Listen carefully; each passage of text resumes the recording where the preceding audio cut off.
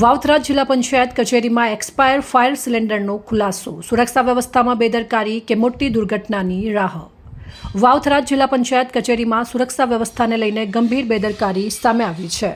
જિલ્લા વિકાસ અધિકારીની ઓફિસની સામે લગાવવામાં આવેલા ફાયર સિલિન્ડરની એક્સપાયરી તારીખ પૂર્ણ થઈ ગઈ હોવા છતાં તે યથાવત હાલતમાં જોવા મળતા અનેક સવાલો ઊભા થયા છે।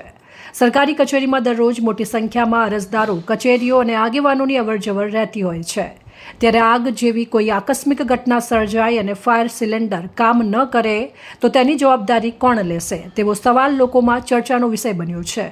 બીજી તરફ જિલ્લા પંચાયત પ્રમુખ પદની વરણી દરમિયાન મીડિયા કર્મીઓને અંદર પ્રવેશ ન આપવા મુદ્દે પણ વિવાદ સર્જાયો હતો।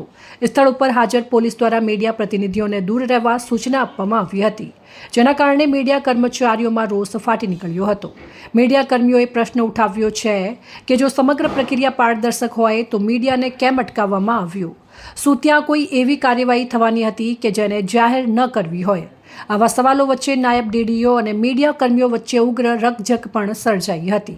જિલ્લા પંચાયત જેવી મહત્વપૂર્ણ કચેરીમાં એક તરફ સુરક્ષાના સાધનો એક્સપાયર હાલતમાં જોવા મળે અને બીજી તરફ મીડિયાને દૂર રાખવાનો પ્રયાસ થાય, ત્યારે સમગ્ર મામલે પારદર્શકતા અને જવાબદારી સામે ગંભીર પ્રશ્નચિહ્ન ઊભા થયા છે। અહેવાલ જીતુ બારોટ, પ્રદીપ તંત્રાલ, ન્યૂઝ થરાદ।